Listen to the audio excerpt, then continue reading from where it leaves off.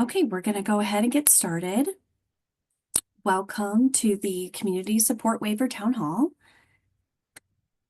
And I am going to hand it off to Michelle to say hello. Yeah. Hello, everyone. Welcome to the polar vortex version of our town hall. It's so cold here. Hope everybody is staying warm. We're going to go ahead and have our town hall, and Elion, Jackie, Lisa, and Audrey are going to be our guides through these next sections of the community support waiver. So I will turn it back over to you, Lisa. Thank you so much, Michelle. We have one update today, and we'll also be talking about participant rights. Elian will be presenting about that, and safeguards. And then we'll pause for questions and talk about next meeting. So I'm going to toss it over to Elian to just go over a quick update. Thanks, Lisa. I have just one update since our last town hall to share with you. KDAD has decided to remove family adjustment counseling from the list of services offered on the CSW. This is because the family adjustment counseling definition overlaps with the mental health and therapy services offered by the Medicaid state plan. Medicaid state plan services provide access to family therapy to discuss a child's disability diagnosis and work on coping strategies to manage transitions and the stress of caregiving. By removing this service, KDADS will prevent duplication and promote the use of available Medicaid state plan services, which will not count against a CSW participant's $20,000 budget limit. Next slide, please. I am now going to discuss the part of the waiver that covers participant rights to appeal adverse eligibility and service decisions and to express grievances. This section of the waiver is not different from the other Kansas HCBS waivers. We made some edits for clarity and plain language and that sort of thing, but there were no significant changes to the policies or procedures as compared to other waivers. Next slide, please. Under federal law, Medicaid applicants and participants have the right to challenge adverse eligibility or service decisions by requesting a fair hearing. An adverse decision is when the state determines that someone is ineligible for services, or when the MCO or the state for fee-for-service participants denies, reduces, suspends, or terminates a service. Individuals are informed of these adverse decisions in notices of action that are sent to them following the decision. These notices include detailed information on the right to a fair hearing and how to request one. During a fair hearing, an impartial person assigned by the Office of Administrative Hearings listens to the facts in an individual's case and then makes a decision. Over the next several slides, I'm going to provide a bit more detail about the fair hearing process. Next slide, please. This slide provides a brief overview of the fair hearing process, but I will get into it in more detail in the following slide. The process begins with an eligibility assessment and determination.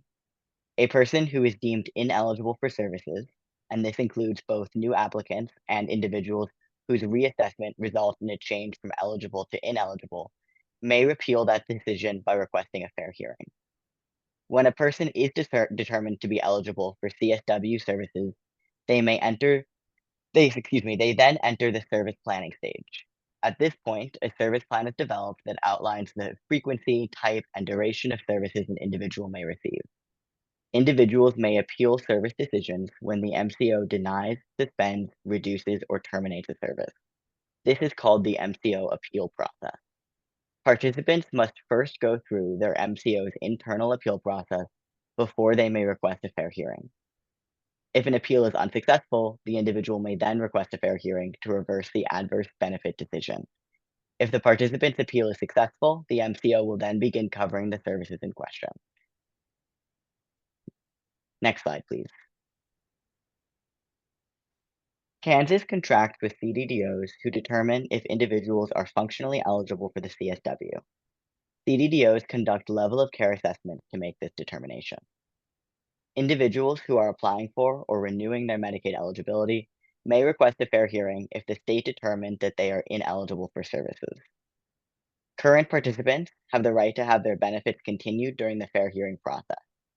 Participants will remain eligible if they request a fair hearing either before the effective date of the eligibility decision or within 15 calendar days from the date of the notice of action, whichever is later. Individuals may request a fair hearing by phone, letter, or fax. The state must receive the letter or fax detailing the request within 33 calendar days of the date of the notice of action. Next slide, please. KDHE has contracted with 3 CanCare managed care organizations to manage the medical assistance for nearly all Medicaid participants. These MCOs provide each member with information about grievances, appeals, and fair hearings in their CanCare member enrollment packet. This information is also available online at the CanCare website and on each MCO's website. Next slide, please. Participants have the right to appeal adverse benefit determinations made by their MCOs. These adverse decisions include when an MCO denies or limits a service that the participant wants, including choice of provider, reduces, suspends, or terminates a service that the participant is receiving, fails to authorize a service in the required time, fails to follow requirements for service accessibility, fails to resolve grievances and/or appeals, and denies the participant's request to dispute a financial liability. Next slide, please. Thank you. The state requires all MCOs mail a notice of adverse benefit determination to waiver participants for each adverse action. These notices include information on the right to appeal and request a fair hearing. Before requesting a fair hearing, MCO members must first complete their MCO's appeal process. Members must submit a request for an appeal, orally or in writing, within 63 calendar days of the notice of adverse benefit determination. MCOs must resolve the appeal within 30 calendar days of receiving the appeal request. Members who request appeals within the 63 calendar days of the notice of action will have their benefits continued until the MCO issues the notice of appeal resolution. Next slide, please. MCO members may request a fair hearing following an adverse benefit determination only after they've completed the MCO appeal process. The right to and processes for requesting a fair hearing are documented in the notices of adverse benefit determination and the notices of appeal resolution that are sent to participants by the MCOs. Individuals must submit a request for a fair hearing within 123 calendar days from the notice of appeal resolution. Individuals may ask their MCO for assistance submitting the request if needed. Individuals who request a fair hearing will have their benefits continued until they receive notice of the hearing decision. Next slide, please. Tribal members have the option to opt out of KDHE's managed care Medicaid program and enroll in the fee-for-service Medicaid program. Fee-for-service participants have the right to a fair hearing when KDHE denies, suspends, reduces, or terminates fee-for-service waiver services. Fee-for-service participants must submit a request for a fair hearing within 33 days of the notice of action.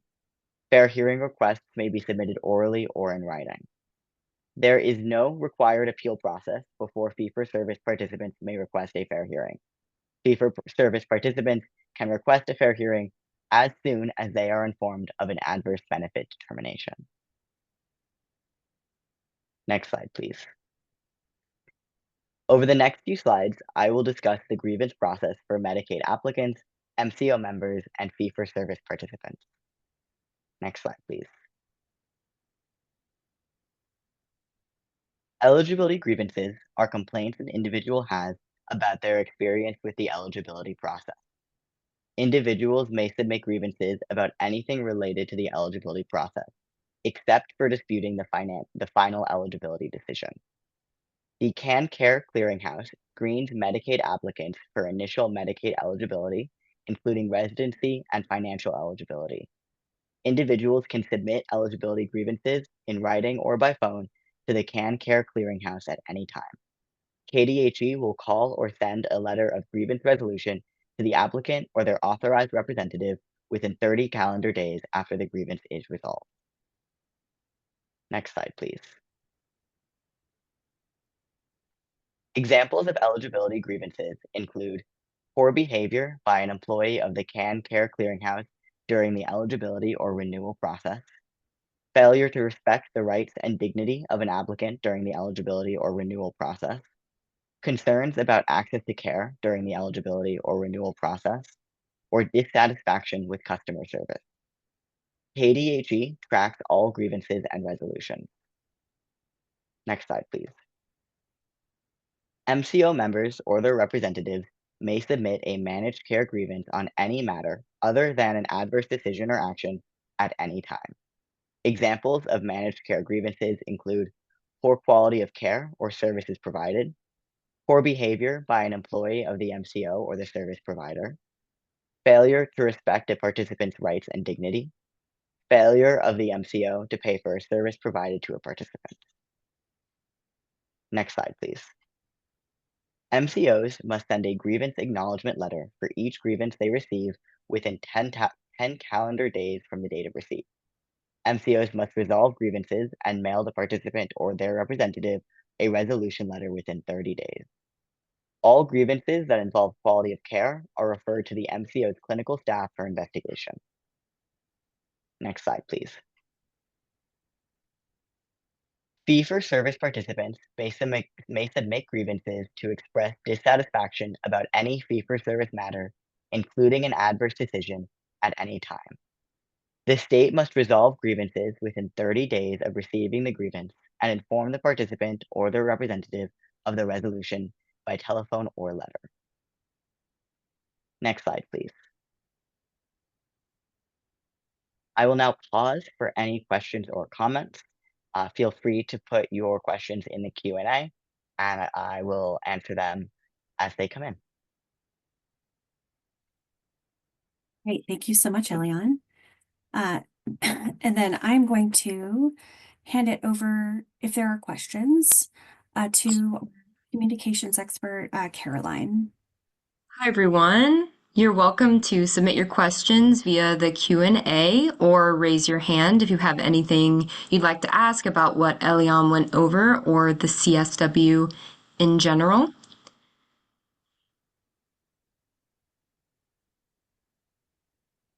While we're waiting for questions to roll in, as always, I did want to plug our website, kansascsw.com, which you are welcome to review for more information. We will also be uploading this presentation and slides later on, so you'll be able to find that in a bit. But we also invite you to share feedback there or via the email address we have listed. But I don't see any questions so far.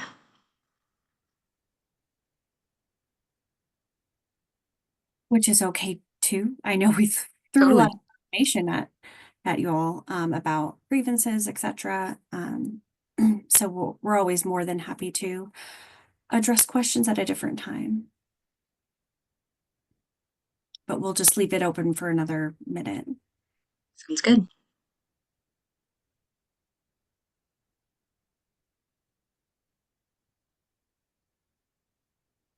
And I should also add, if anybody wants me to go back to a specific slide, I'm happy to do that as well.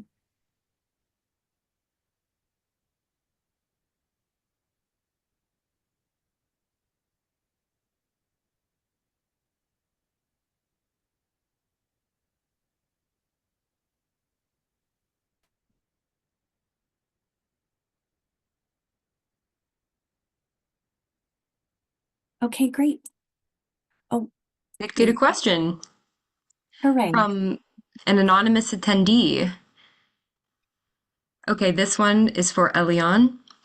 What differences exist between the CSW grievances and appeals process and the same processes that exist for existing waivers? That's a great question. There are no differences. This section of the waiver application, we made some edits to it in terms of some edits compared to previous waiver applications in terms of plain language and clarity and organization, that sort of thing. But there are no differences in terms of the processes or policies regarding the grievances and appeals or anything like that between the CSW and the other existing waivers. Thank you, Elian. We have a question from Stephanie Sharp.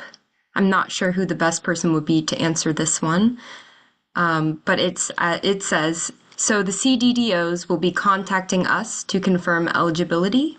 Question mark. I invite anyone to answer that one from the team. Yeah, so and this is part of just the general eligibility process for new or like every year somebody's eligibility is redetermined. They get another eligibility assessment from their CDDO.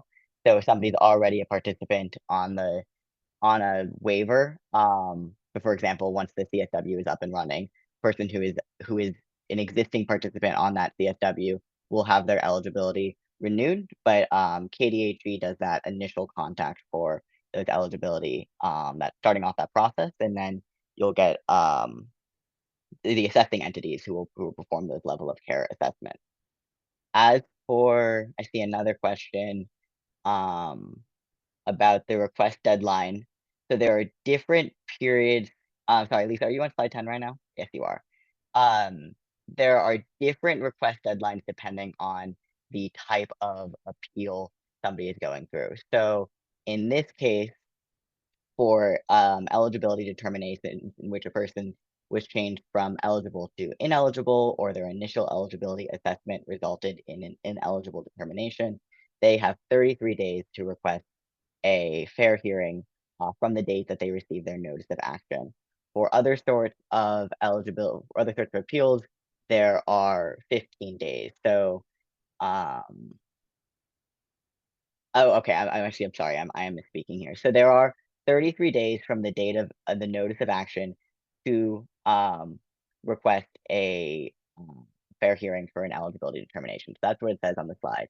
So in addition to that, participants who are current participants who went from eligible to ineligible, if they request a fair hearing before the effective date of the eligibility decision or within 15 calendar days from the notice of action, so whichever is later in that case, typically it would be before the effective date of the eligibility decision, their benefits will continue during that fair hearing process. Thank you so much. One more question from Sue Stevens. She asks if there is a policy reference for this information. Yeah, so on the CanCare website, you can find information outlining all of this information on their section for grievances and appeals. So if you go to CanCare, their website, you will be able to find the policy, the details for fair hearings, submitting grievances, appealing eligibility decisions, all of that information is there. Fabulous. Thank you again. And we have a reiteration of the website URL. If you want to learn more about the CSW, you can visit kansascsw.com. I think those are all of the questions for now. Okay, great. I did see a couple of people had some hands up, but I think they may have put them down. So just double checking. Okay.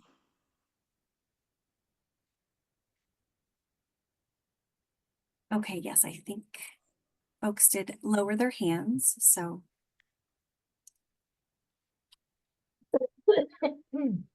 I think we're okay to move on. Sounds great. Thank you. All right, Lisa, if you want to take me to the next section for CSW participant safeguards. Sure. I do see just one more question from Ben Oh. About creating a flow chart, perhaps for eligibility determinations, maybe similar to requesting a fair hearing.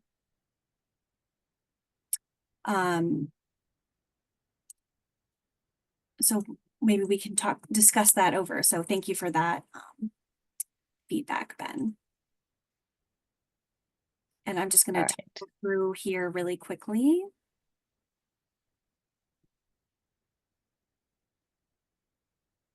Awesome. Thank you, Lisa. So I am now going to turn to the part of the waiver application that discusses participant safeguards concerning adverse incident reporting requirements and the use of restraint, seclusion, and other restrictive interventions. For the purposes of our discussion, I refer to each of these separately. So when I say restrictive interventions, I am referring to all types of restrictive interventions, such as restricting access to sharp objects, except for restraint and seclusion, because in the waiver application, we outline these separately. So there's one section for restraint, one section for seclusion, and a third section for all other restrictive interventions, except for those two types. Next slide, please. First, we're going to cover the waiver requirements for participant safeguards. Kansas is required to implement participant safeguards to protect the health and welfare of individuals receiving CSW services. Participant safeguards include the following: developing an adverse incident management system and ensuring reports of incidents are filed, tracking incidents and ensuring incidents are investigated in a timely manner, and analyzing incident data and developing strategies to reduce the risk of reoccurrence of similar incidents. Next slide, please. Next, I'll cover the participant safeguards that KDADS has implemented. KDADS developed the Adverse Incident Reporting and Management Policy to fulfill those waiver requirements. This policy defines adverse incidents, describes the Adverse Incident Reporting System, known as AIRS, and identifies oversight responsibility, including reporting requirements and data collection and analysis requirements. Next slide, please. Now we're going to cover the definition of adverse incidents. Kansas defines adverse incidents as events or incidents that bring harm or have the potential to harm a waiver participant. KDADS oversees the reporting of and response to adverse incidents, except those that involve potential abuse, neglect, or exploitation, ANE. The Department for Children and Families, DCF, is responsible for overseeing the response to adverse incidents involving ANE. The state's Adverse Incident Reporting System tracks adverse incident reports to ensure participant health and welfare. HCBS providers, KDAD staff, MCO staff, CDDO staff, and all other mandatory reporters must report adverse incidents within 24 hours of becoming aware of the incident. Next slide, please. The following is a list of adverse incidents. On the left, we have adverse incidents that, when they occur, providers must report to KDAD. These include chemical restraint, death, elopement, emergency medical care, law enforcement involvement, misuse of medications, natural disaster, physical restraint, seclusion, self-neglect, serious injury, and suicide or suicide attempt.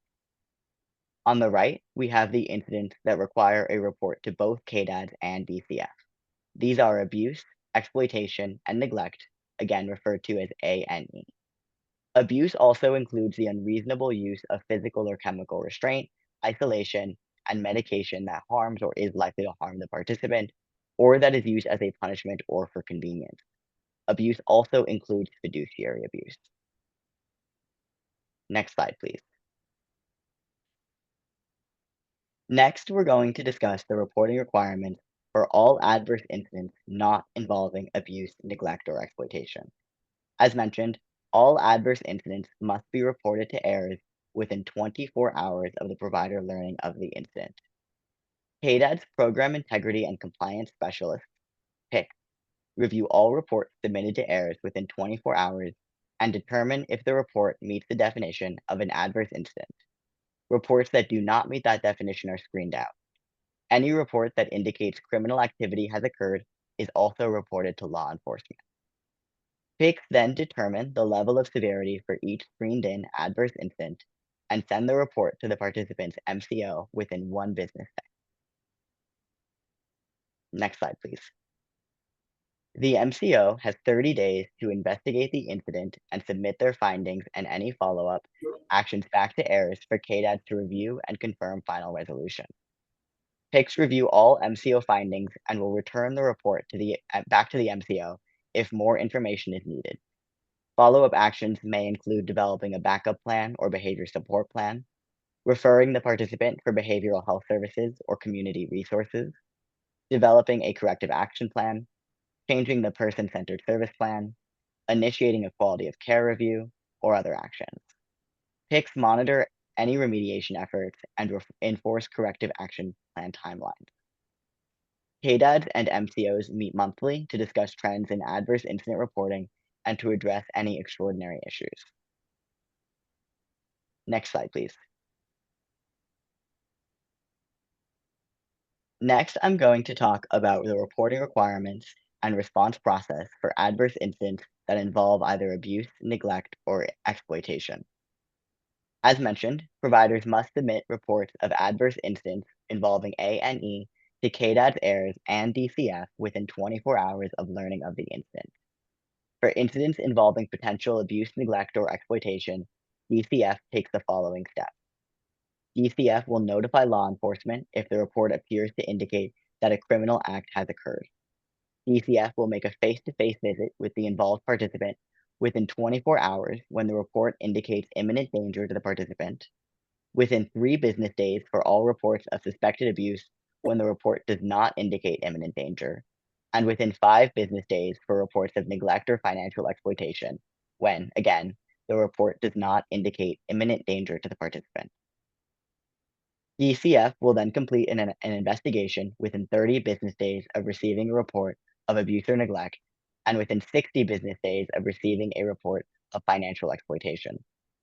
Upon completion of the investigation, DCF will prepare a written assessment documenting their analysis, findings, and determination of whether protective services are needed and any follow-up actions, and submit the results to the AIR system.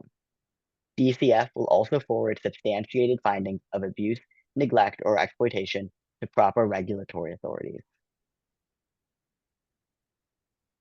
Next slide, please. Now I'm going to talk about the oversight of adverse incident response. KDAD's PICs review reported incidents, collect and compile data from the adverse incident reports, and analyze the data to identify trends and patterns and develop quality improvement and remediation strategies. PICs will assess reported incidents to identify any trends involving the same individual or provider, or if there are reoccurring incident types requiring additional follow-up measures to minimize risk to waiver participants. PICs will share trends with MCOs, and the MCOs are also asked to share any trends or patterns they have identified with KDADs as well.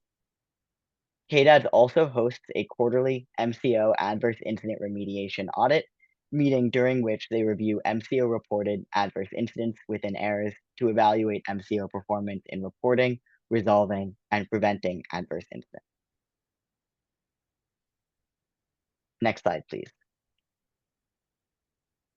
Next, I'm going to talk a bit about the use of restraints and the safeguards in place to protect participants from unreasonable, excessive, or dangerous use of restraint.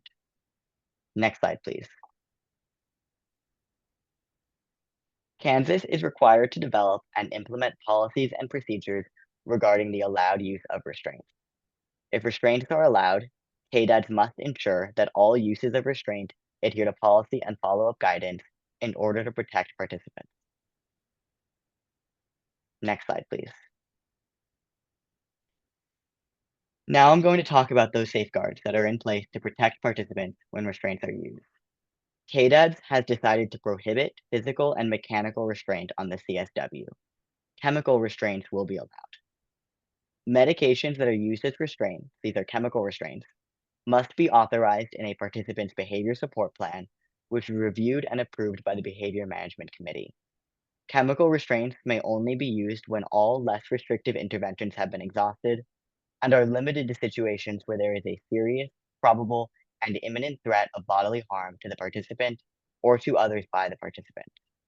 All uses of chemical restraint, regardless of whether or not they were approved in the participant's service plan and behavior support plan, must be reported to the adverse incident reporting system. We are still discussing provider training requirements with KDADs, and will provide more information about those requirements when we are able to.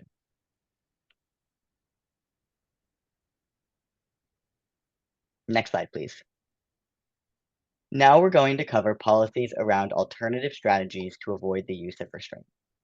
The use of restraint is a measure of last resort to protect the safety and health of the participant and/or the participant's guardians, providers, and informal support. Kansas requires that providers attempt to define alternative methods of behavior management to avoid the use of restraints. KDAD reviews provider policies, procedures, training, and documentation to ensure that less restrictive alternatives are attempted first. MCO care coordinators are required to review person-centered service plans annually with their participant and their representatives to ensure that risk mitigation strategies are reviewed and considered, and the care coordinator must conduct a review to determine the effectiveness and adjust the plan if necessary. Any revision of the person-centered service plan requires the approval of the participant or their legal representative. In the process of obtaining informed consent to use restraints, providers must perform a complete review of the risks, benefits, and side effects with the participant and/or their legal representative prior to including the use of restraint in the participant's service plan. Next slide, please. I'm now going to talk about the requirements for reporting the use of restraint. The use of any restraint, again, whether or not that restraint is allowed under the waiver or approved in the participant's service plan, must be reported to the AIR system within 24 hours of the provider becoming aware of the occurrence. As soon as possible, participating staff and witnessing staff will report the following information via AIRS: the environmental conditions and factors immediately preceding the use of restraint, the behavior being addressed, all de-escalation efforts and alternative strategies attempted prior to the use of restraint, how the restraint ended, what happened immediately following the restraint, and from behavior onset to the end of the restraint, what person-centered service plan strategies staff would implement again and what they would change. Additionally, the care coordinator and the participant's parent, guardian, or legal representative must be notified.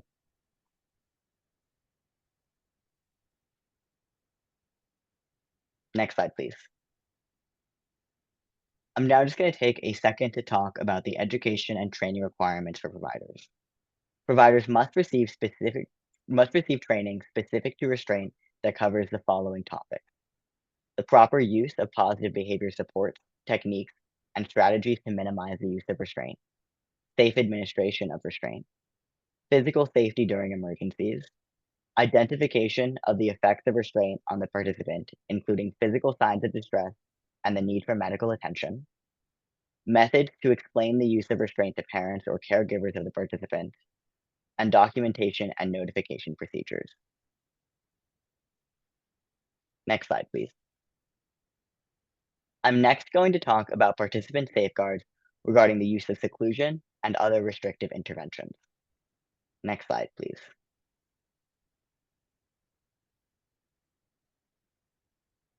Kansas must implement policies and procedures for the use and prohibition of seclusion and other restrictive interventions.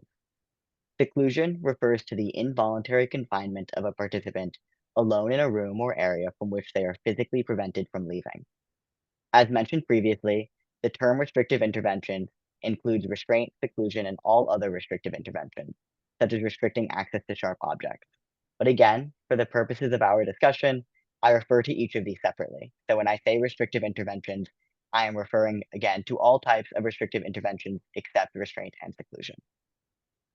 Kansas has decided to prohibit the use of seclusion on the CSW.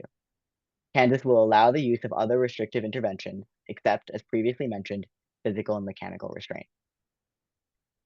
Kansas must ensure that all uses of restrictive interventions adhere to policy and follow-up guidance. Restrictive interventions may only be used in accordance with a participant's behavior support plan. Next slide, please. Kansas has decided to explicitly prohibit the following restrictive interventions: any interventions that cause pain or could result in tissue damage or injury, aversive conditioning, such as using unpleasant stimuli, including electrical aversion procedures, the application of noxious taste, smell, or skin agents, and the application of water mist, withholding basic needs such as food, water, sleep, exercise, visits, phone calls with family or professionals, and clothes, verbal abuse, threats, or derogatory remarks, and public or private humiliation. Next slide, please.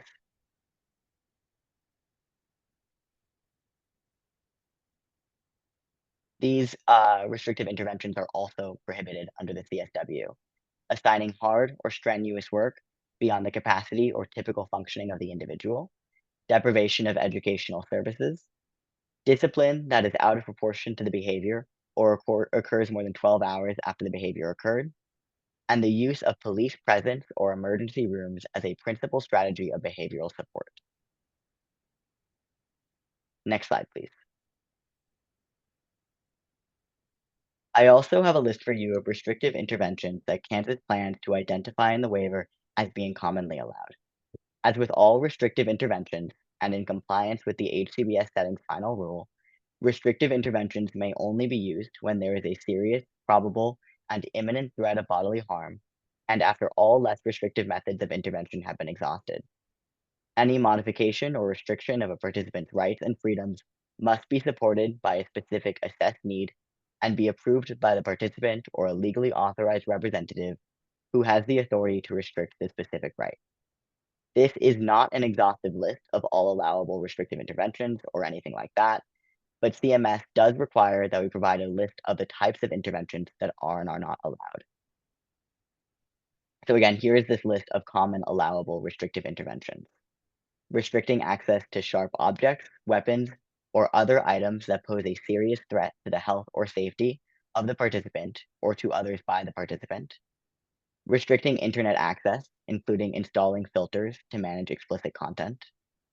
Restricting access to individuals who pose a serious risk to the participant's health or safety. Restricting access to individuals when the participant poses a serious risk to their health or safety. And reasonable restrictions to the participant's privacy, such as prohibiting locks on doors or installing door alarms. Next slide, please. Now we're going to cover the protocols regarding the use of restrictive interventions. The person-centered service plan helps protect participants from excessive restrictive interventions. MCOs review service plans at least annually with the participants and their representatives. Before restricting a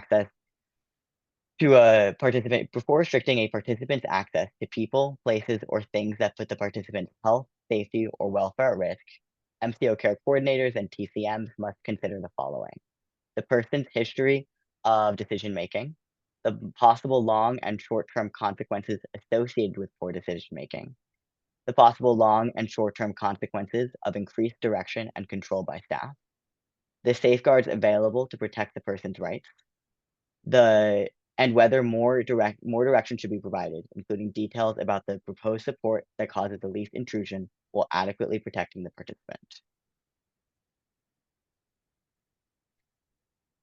Next, I'm going to talk about the role of the behavior support plan and what role it plays in all of this. A behavior support plan is required before the use of any restrictive intervention, including psychotropic medications, for behavioral support. The BSP is reviewed by a behavior management committee. The BSP is part of the participant's service plan and must be monitored in accordance with the following standards. The participant and their support team have examined, determined, and documented that the intervention is the least restrictive intervention appropriate for the individual. The behavioral issue is clearly defined, together with a description of how its frequency and severity are measured, how often the support will be reviewed, and the criteria for reducing or eliminating the intervention. Staff have been trained in the use of the intervention, are accurately documenting the frequency and severity of the behavioral issue, and are consistently providing positive behavior support. Next slide, please.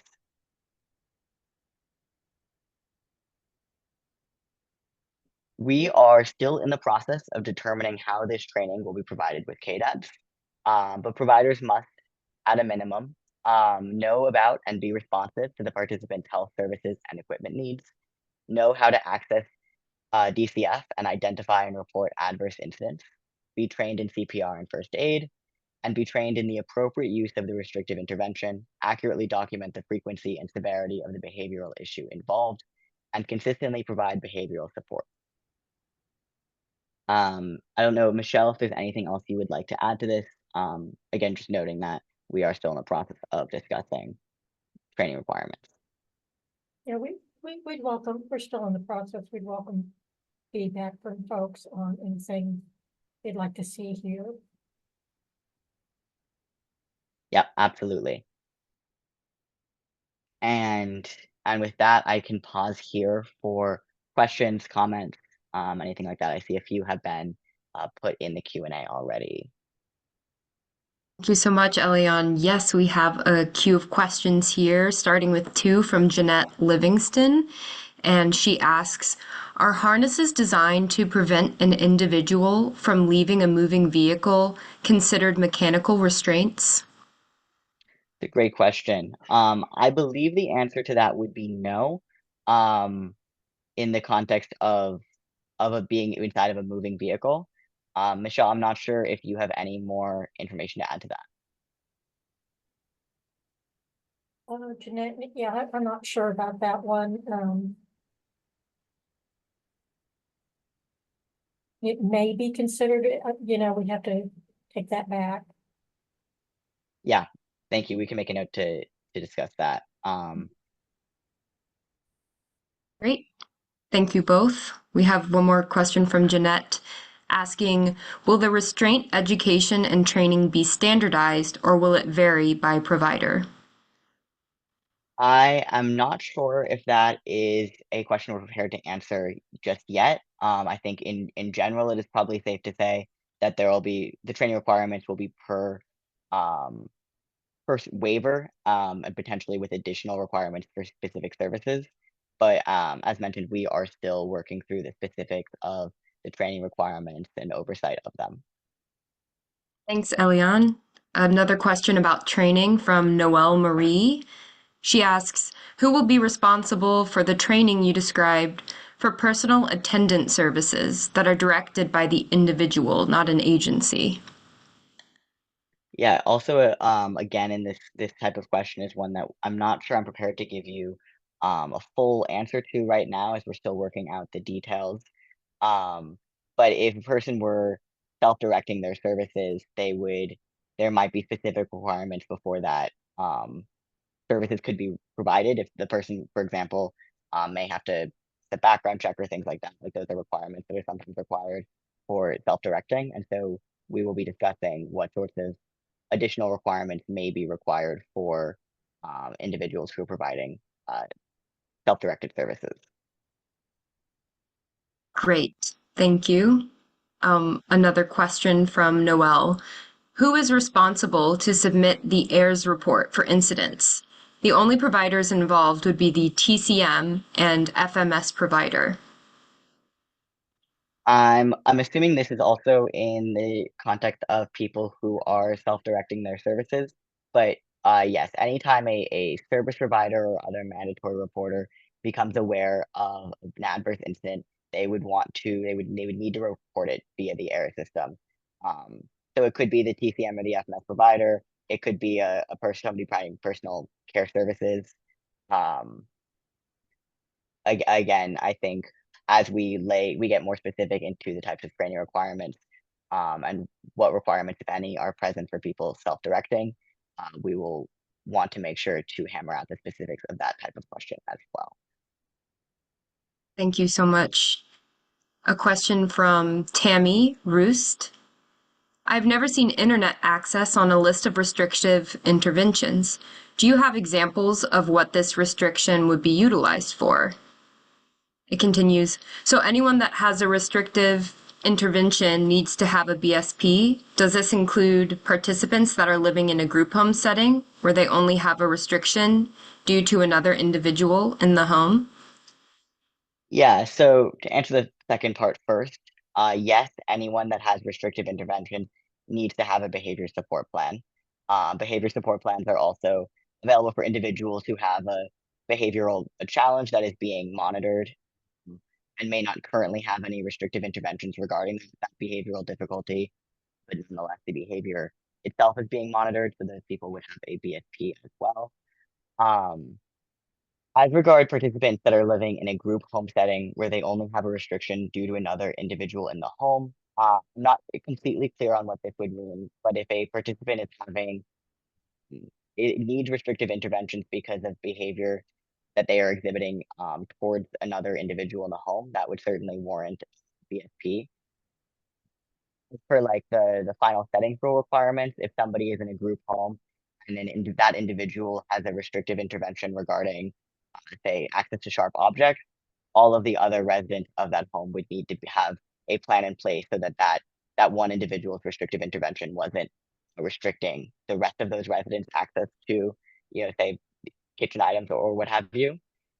As for the internet access question regarding restrictive interventions, would be a situation in which somebody was engaging in dangerous activity online. So somebody who is perhaps seeking out like illegal sexual content, for example, might have a restrictive intervention regarding internet filters. I'm not sure, Michelle, if there's anything else you would like to add to either of those two questions. And I'm getting bring up as well that CSW participants likely will not be in group homes as we aren't offering any types of residential services on this waiver. Yeah, that's But of course, yeah, yeah. Michelle, please go ahead. on that we won't have residential services.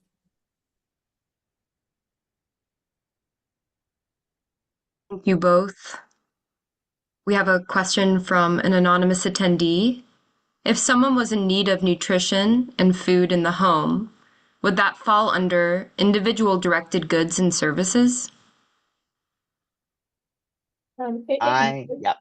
Yeah, sorry, go ahead, Ellen. I was just going to say I'm not the person to answer this question. If you would like to take over.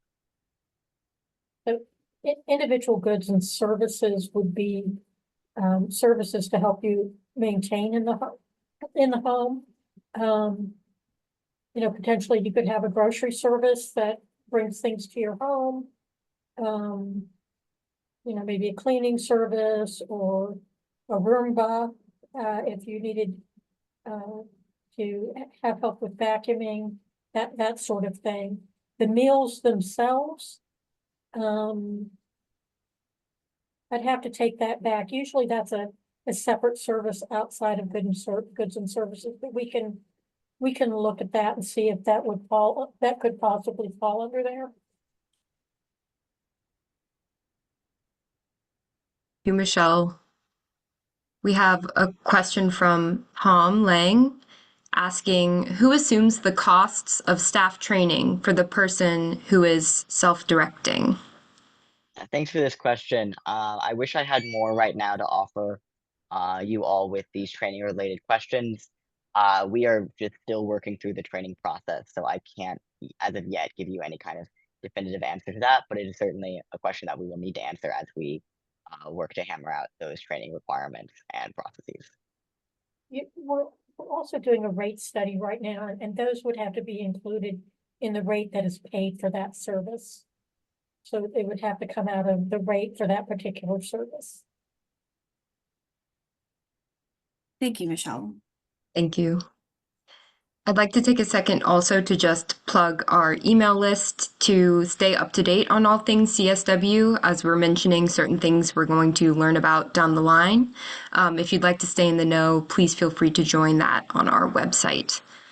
We have a question from an anonymous attendee. Currently on the IDD waiver, a person receiving PAS would not be required to have rights restrictions or a behavior support plan, and they are not required to go through a behavior management committee. Will there be a change to this on the IDD waiver to line up with the CSW? I'm guessing this is a Michelle question. Yeah, that's a good question. I don't know. I don't know the answer to that. That's something we should discuss. I don't envision on the community support waiver we will have a lot of people needing extensive behavior support plans, but we'll look at that. And what impact it might have on the current IDD waiver. It's a good question. Thank you, Michelle. Lisa, I'm aware of the time. I think that puts us at the end of our list of questions. When is the best moment to pass it on to you to wrap it up? Yeah, if we don't have any more questions, I know we just have 5 minutes, and we can certainly take more questions if that's the case. Great, thanks. And I'm just making sure on this particular slide, Elion, that we're referring to the MCO service plan versus Yeah, support plan. yeah, I know the language gets a little confusing. So, I guess broadly speaking, the service plan encompasses all of those sorts of sub-plans. So within the service plan, you have as part of that approval process by the MCO, also reviewing the support plan and if applicable, the behavior support plan.